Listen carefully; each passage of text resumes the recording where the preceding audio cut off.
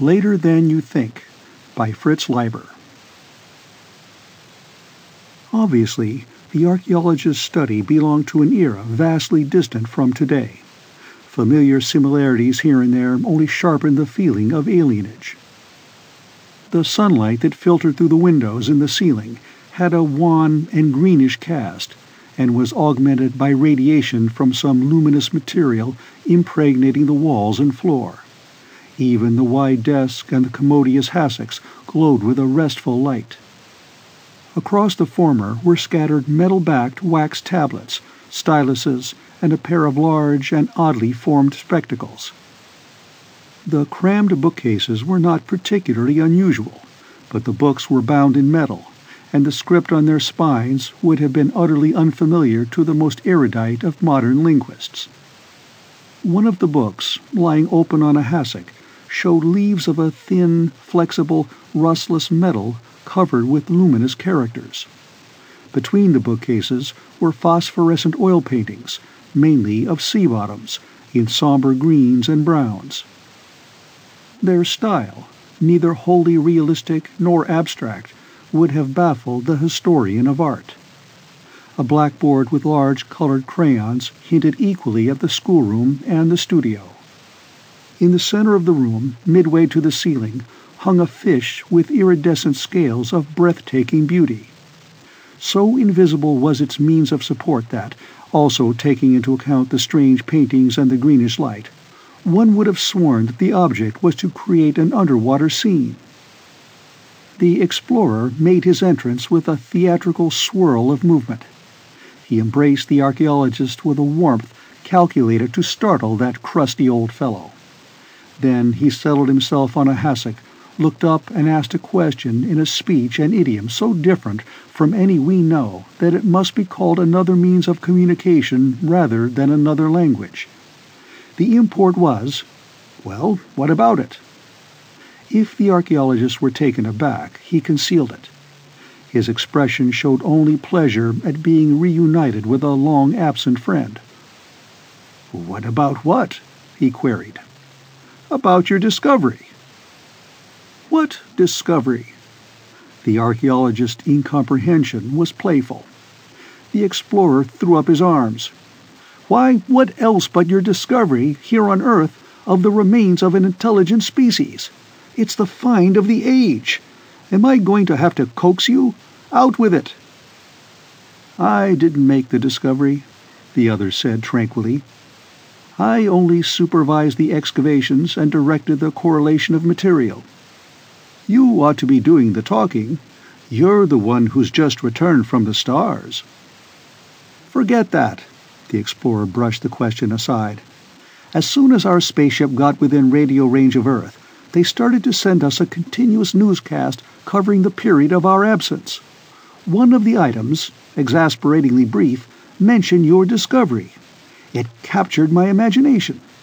I couldn't wait to hear the details." He paused, then confessed, "You get so eager out there in space. A metal film droplet of life lost in immensity. You rediscover your emotions." He changed color, then finished rapidly. "As soon as I could decently get away, I came straight to you. I wanted to hear about it from the best authority, yourself." The archaeologist regarded him quizzically. "I'm pleased that you should think of me and my work, and I'm very happy to see you again. But admit it now. Isn't there something a bit odd about your getting so worked up over this thing? I can understand that after your long absence from Earth, any news of Earth would seem especially important. But isn't there an additional reason?" The explorer twisted impatiently. "Oh, I suppose there is. Disappointment, for one thing. We were hoping to get in touch with intelligent life out there. We were specially trained in techniques for establishing mental contact with alien intelligent life forms. Well, we found some planets with life upon them, all right, but it was primitive life, not worth bothering about." Again he hesitated embarrassedly. "Out there you get to thinking of the preciousness of intelligence. There's so little of it, and it's so lonely. and we so greatly need intercourse with another intelligent species to give depth and balance to our thoughts. I suppose I set too much store by my hopes of establishing a contact." He paused. "At any rate, when I heard that what we were looking for you had found here at home, even though dead and done for, I felt that at least it was something. I was suddenly very eager. It is odd, I know, to get so worked up about an extinct species, as if my interest could mean anything to them now, but that's the way it hit me." Several small shadows crossed the windows overhead. They might have been birds, except they moved too slowly.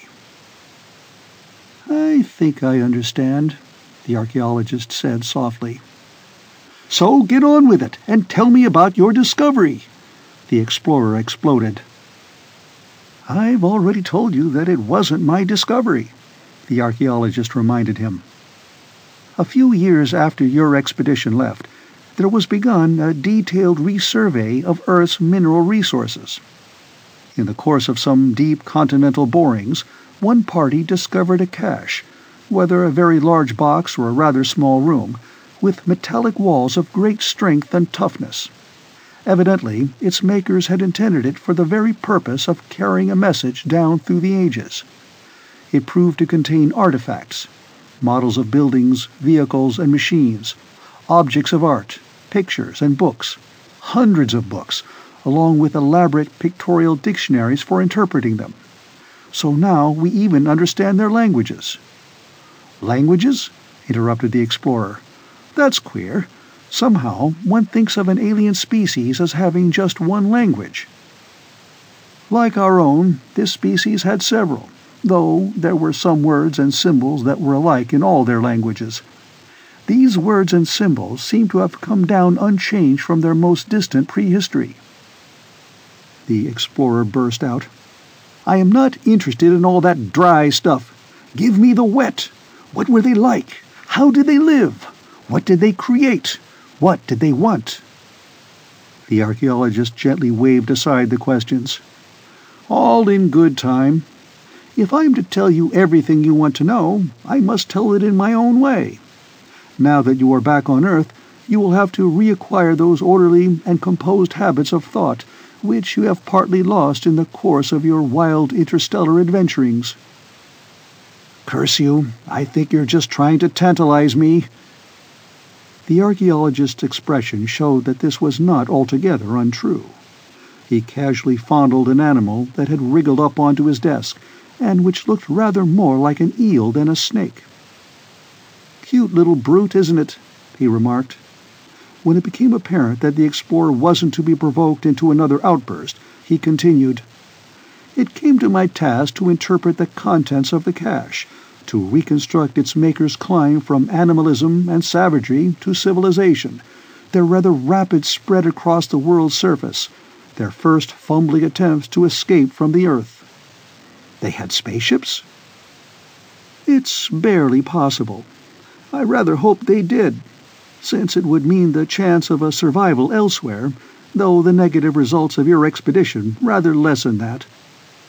He went on. "The cache was laid down when they were first attempting spaceflight, just after their discovery of atomic power, in the first flush of their youth. It was probably created in a kind of exuberant fancifulness, with no serious belief that it would ever serve the purpose for which it was intended." He looked at the explorer strangely. "If I am not mistaken, we have laid down similar caches." After a moment, the archaeologist continued. "My reconstruction of their history, subsequent to the laying down of the cache, has been largely hypothetical. I can only guess at the reasons for their decline and fall. Supplementary material has been very slow in coming in, though we are still making extensive excavations at widely separated points. Here are the last reports." He tossed the explorer a small metal leaf pamphlet. It flew with a curiously slow motion. "That's what struck me so queer right from the start," the explorer observed, putting the pamphlet aside after a glance. "If these creatures were relatively advanced, Why haven't we learned about them before? They must have left so many things: buildings, machines, engineering projects, some of them on a large scale. You'd think we'd be turning up traces everywhere. I have 4 answers to that, the archaeologist replied. The first is the most obvious: time. Geologic ages of it. The second is more subtle. What if we should have been looking in the wrong place? I mean, what if the creatures occupied a very different portion of the Earth than our own? Third, it's possible that atomic energy, out of control, finished the race and destroyed its traces. The present distribution of radioactive compounds throughout the Earth's surface lends some support to this theory. Fourth, he went on, it's my belief that when an intelligent species begins to retrogress, it tends to destroy, or rather debase, all the things it has laboriously created. Large buildings are torn down to make smaller ones. Machines are broken up and worked into primitive tools and weapons. There's a kind of unraveling or erasing. A cultural second law of thermodynamics begins to operate, whereby the intellect and all its works are gradually degraded to the lowest level of meaning and creativity. But why? The explorer sounded anguished. Why should any intelligent species end like that? I grant the possibility of atomic power getting out of hand, though one would have thought they'd have taken the greatest precautions. Still, it could happen. But that fourth answer, it's morbid. Cultures and civilizations die, said the archaeologist evenly. That has happened repeatedly in our own history. Why not species? An individual dies. And is there anything intrinsically more terrible in the death of a species than in the death of an individual? He paused. With respect to the members of this one species, I think that a certain temperamental instability hastened their end. Their appetites and emotions were not sufficiently subordinated to their understanding and to their sense of drama, their enjoyment of the comedy and tragedy of existence. They were impatient and easily incapacitated by frustration. They seemed to have been singularly guilty in their pleasures, behaving either like gloomy moralists or gluttons. Because of taboos and an overgrown possessiveness, he continued, each individual tended to limit his affection to a tiny family. In many cases, he focused his love on himself alone. They set great store by personal prestige, by the amassing of wealth and the exercise of power. Their notable capacity for thought and manipulative activity was expended on things rather than persons or feelings. Their technology outstripped their psychology. They skimped fatally when it came to hard thinking about the purpose of life and intellectual activity and the means for preserving them. Again, the slow shadows drifted overhead. And finally, the archaeologist said, they were a strangely haunted species. They seemed to have been obsessed by the notion that others, greater than themselves, had prospered before them and then died, leaving them to rebuild a civilization from ruins. It was from those others that they thought they derived the few words and symbols common to all their languages. Gods? mused the explorer. The archaeologist shrugged. Who knows? The explorer turned away. His excitement had visibly evaporated, leaving behind a cold and miserable residue of feeling. I am not sure I want to hear much more about them, he said. They sound too much like us.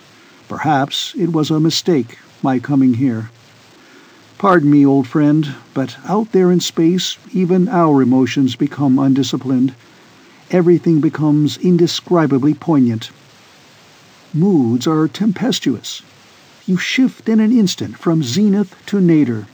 And remember, out there you can see both. I was very eager to hear about this lost species, he added in a sad voice.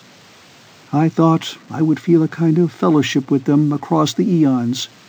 Instead, I touch only corpses. It reminds me of when, out in space, there looms up before your prow, faint in the starlight, a dead sun. They were a young race. They thought they were getting somewhere. They promised themselves an eternity of effort. And all the while there was wriggling toward them out of that future for which they yearned. Oh, it's so completely futile and unfair. I disagree, the archaeologist said spiritedly. Really, your absence from Earth has unsettled you even more than I first surmised. Look at the matter squarely. Death comes to everything in the end. Our past is strewn with our dead. That species died, it's true. But what they achieved, they achieved. What happiness they had. What they did in their short span is as significant as what they might have done had they lived 1 billion years. The present is always more important than the future, and no creature can have all the future. It must be shared, left to others. Maybe so, the explorer said slowly. Yes, I guess you're right. But I still feel a horrible wistfulness about them, and I hug to myself the hope that a few of them escaped and set up a colony on some planet we haven't yet visited. There was a long silence. Then the explorer turned back. "You old devil," he said in a manner that showed his gayer and more boisterous mood had returned, though diminished. "You still haven't told me anything definite about them." "So I haven't," replied the archaeologist with guileful innocence. "Well, they were vertebrates." "Oh? Yes. What's more, they were mammals." "Mammals? I was expecting something different." "I thought you were." The explorer shifted. "All this matter of evolutionary categories is pretty cut and dried. Even a knowledge of how they looked doesn't mean much. I'd like to approach them in a more intimate way. How did they think of themselves? What did they call themselves? I know the word won't mean anything to me, but it will give me a feeling of recognition." "I can't say the word," the archaeologist told him, "because I haven't the proper vocal equipment. But I know enough of their script to be able to write it for you as they would have written it. Incidentally, it is one of those words common to all their languages, that they attributed to an earlier race of beings." The archaeologist extended one of his 8 tentacles toward the blackboard. The suckers at its tip firmly grasped a bit of orange crayon. Another of his tentacles took up the spectacles and adjusted them over his 3-inch protruding pupils. The eel-like glittering pet drifted back into the room and nosed curiously about the crayon as it traced rat. The end of Later Than You Think,